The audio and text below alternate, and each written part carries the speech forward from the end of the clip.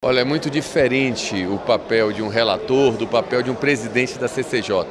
O relator, quando você relata um projeto e você acredita naquele projeto, você atua como um advogado daquelas condições, daquela proposta que está ali colocada na relatoria. Agora o senhor vai ser juiz. Agora, na Comissão de Constituição e Justiça, a gente tem que entender que é, sobretudo, a comissão talvez mais importante do parlamento. A gente fala mais importante porque claro que todas as comissões são iguais, mas na Comissão de Constituição e Justiça, pela Comissão de Constituição e Justiça, passam todos os projetos de lei. Então ela tem uma significância maior do que as outras comissões. E, além do mais, quando um projeto ele é rejeitado na CCJ, ele já é imediatamente arquivado. A gente tem que compreender que a gente precisa fazer com que essa comissão, ela sobretudo, sirva a casa, sirva a produção legislativa. Então você não pode atuar pensando em uma facção política. Claro que tem projetos que vão estar em pauta com os quais eu não concordo, mas eu tenho a obrigação de colocá-los em pauta ainda que eu não concorde, porque eu não sou o juízo da comissão, quem define é o plenário. Então essas questões que estão aí, o importante é colocar para votar. Quem decide o destino de uma matéria é o plenário, mas de fato teremos que fazer esta ação e, sobretudo, colocar a CCJ como um instrumento que possa contribuir nesse momento difícil com a estabilidade política do Brasil.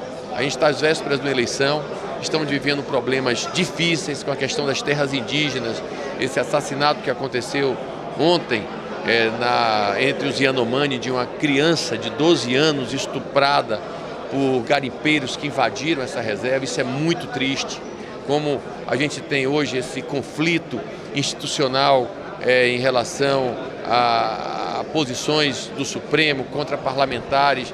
Tudo isso, na minha opinião, tem que ser objeto de um grande entendimento nacional. E penso que a Comissão de Constituição e Justiça poderá, sim, contribuir de alguma forma para que isso avance. Não vou perguntar a posição pessoal sobre esse assunto, porque eu sei que na condição de presidente da comissão o senhor nem pode adiantar a posição pessoal. Mas a Dini tem pergunta também. Sim, eu tenho sim, porque a gente já falou várias vezes aqui ao longo da nossa cobertura ao vivo, deputado, que a CCJ ela é importante, porque ela tem esse papel, né, de liberar as matérias que não ferem a Constituição e elas só podem tramitar a partir daí. E a Comissão de Constituição e Justiça, gente, só para vocês terem uma ideia, ela está com 9.929 propostas na comissão. Tá aí a coragem, né? Sendo que prontas para pauta, 1.069 propostas prontas para pauta. Esse é o tamanho do desafio, sendo que a gente fez um retrato de hoje, certo? Outras propostas vão vir. E a gente já sabe que alguns dos embates também muito relevantes envolvem essa discussão jurídica. Como hoje existe esse embate entre executivo, legislativo e judiciário. Eu queria que, entre essas propostas, o senhor já elencou alguns temas que podem vir a ser prioridade nesse ano, que pode ter um calendário apertado por causa das eleições? Não, eu não fiz ainda essa avaliação. Eu acabei de ser eleito e acho que a gente precisa ser eleito para começar a pensar no que vai fazer e como é que vai agir, numa comissão, claro. Eu penso que precisamos nos debruçar sobre esses temas.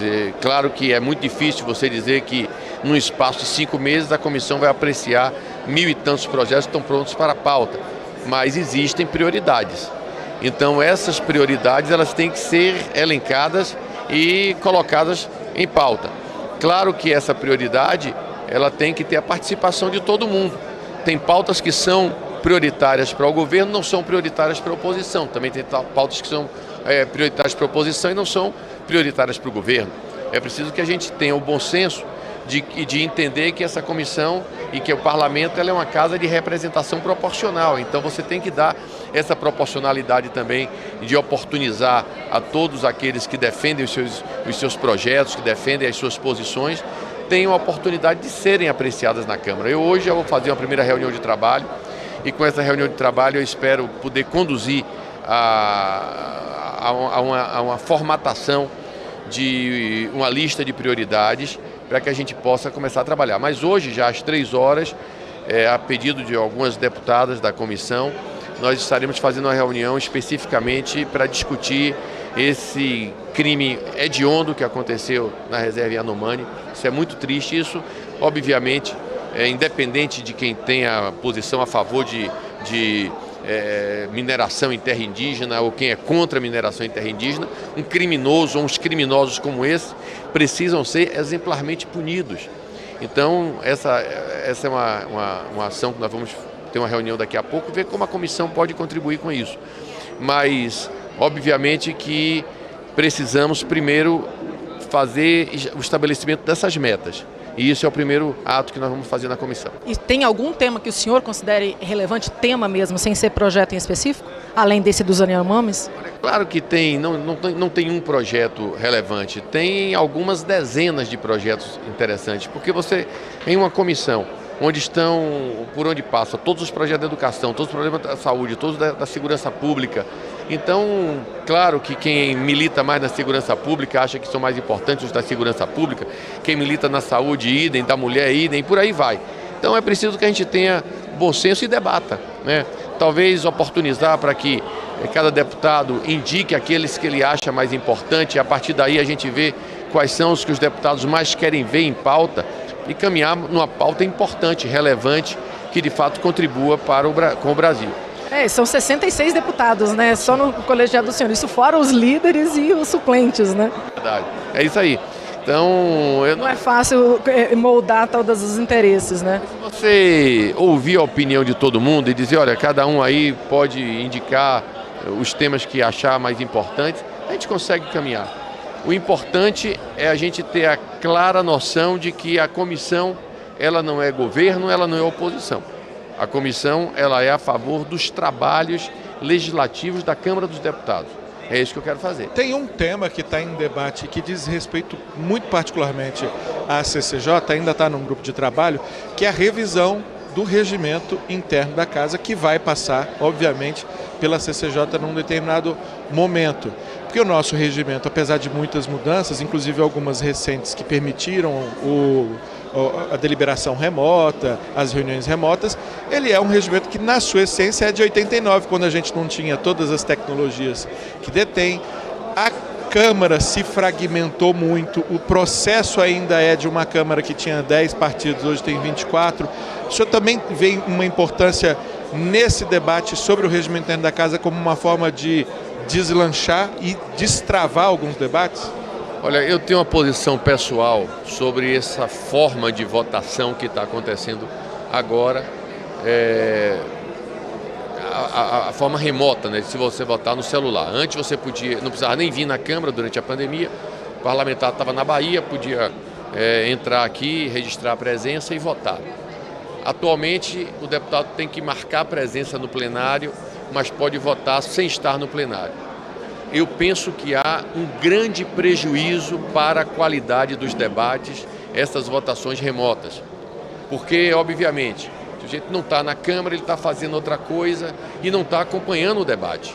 Então, o debate existe para você convencer e ser convencido. Se a pessoa não está na Câmara, não está acompanhando o debate e mesmo assim se dispõe a votar, esse voto ela perde muita qualidade, porque não tem um conhecimento do que está sendo votado. Eu, pessoalmente, entendo que, em relação a essa questão da votação, eu acho que ela deveria voltar a ser presencial.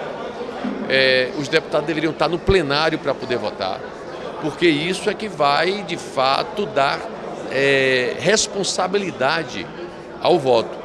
Eu defendo essa tese e, quanto ao regimento, aí são outras questões. O que se coloca hoje em relação ao regimento interno, como poderia se fazer para que a Câmara pudesse deliberar com mais rapidez. Eu concordo com isso. Acho que podemos também levar para as comissões a deliberação final de muitas matérias que não precisam ir para o plenário. A CCJ já tem esse condão em relação a várias matérias, mas acho que a gente pode avançar em relação a outros temas e das outras comissões também.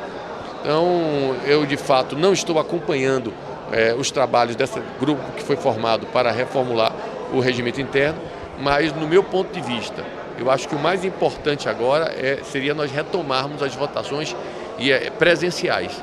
não há sentido o parlamento hoje ter essa votação remota, que, como eu disse, tira muita qualidade do debate. Uma outra questão que envolve a CCJ, a gente tem repetido aqui desde as 9 horas da manhã que a CCJ é a comissão mais importante. Ela tem um peso não só que diz respeito ao mérito das matérias, mas também para dirimir várias das disputas políticas que acontecem.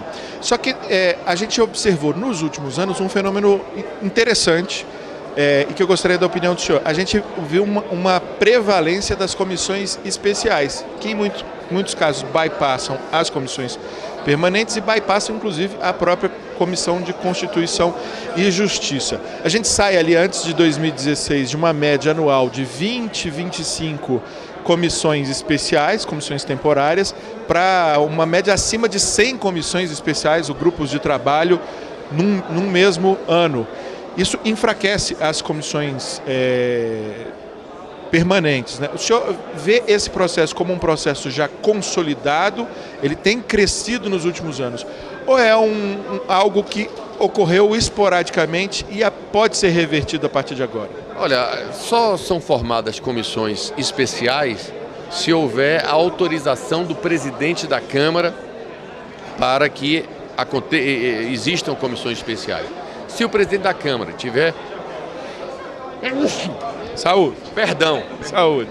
É a primeira vez que eu espirro dando entrevista. Mas... Talvez seja a entrevista mais longa. Macron. Mas eu entendo que o presidente da Câmara deve rever, então, essa posição. Óbvio que o excesso de comissões especiais fragmenta o processo das comissões. Saúde novamente já adiantado. Faz parte, o jornalismo ao vivo tem isso das comissões e, consequentemente, tira essa condição das comissões atuarem. Portanto, e tem mais, né? As comissões especiais, elas são formadas assim, já com a maioria determinada. O plenário das comissões permanentes, elas são muito mais plurais e há uma permanência muito mais ativa. Portanto, eu espero que o presidente da Câmara reveja essa posição e diminua. Isso não é um fato irreversível, depende de cada presidente da Câmara. E verdade seja dita, não é um fato deste presidente específico, todos os presidentes, os últimos 3, 4 presidentes vêm tendo um comportamento semelhante. Deputado, que as comissões especiais, elas, quando tiverem que acontecer, sejam exclusivamente para as PECs, que aí já é regimental. Uma proposta de emenda constitucional, quando ela chega na casa, primeiro, ela é submetida para que se observe a constitucionalidade, a juridicidade da PEC e passando pela CCJ, que se a CCJ reconhecer que aquela proposta de emenda constitucional não fere as cláusulas pétreas, ela pode prosseguir. Porque tem projetos, as pessoas às vezes não sabem disso, mas tem projetos de lei que nós, deputados, não podemos fazer. A gente não pode fazer nenhum projeto de lei que fira as cláusulas pétreas da Constituição. Quais são essas cláusulas pétreas? Basicamente são 3. Você não pode fazer nenhuma proposta de emenda constitucional que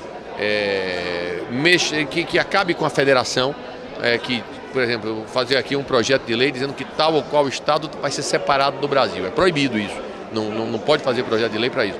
Não é possível fazer nenhum projeto de lei que limite a questão do voto secreto, universal, etc.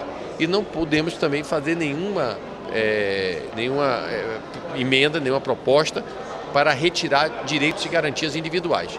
Então, qualquer proposta que fira qualquer um desses 3 pilares da Constituição, ele já é barrado na CCJ. Nasce morto. Isso. Aí, se há um projeto de reforma constitucional que a CCJ analisa e reconhece que não atinge nenhum desses 3 pontos fundamentais da nossa Constituição, aí ela segue para a comissão especial. Aí sim, eu acho que as PECs devem realmente, dada a importância que tem, serem debatidas em comissões especiais. mas os projetos ordinários eu penso que não. Perfeito. Deputado Arthur Oliveira Maia, mais uma vez, parabéns pela eleição para essa comissão extremamente importante.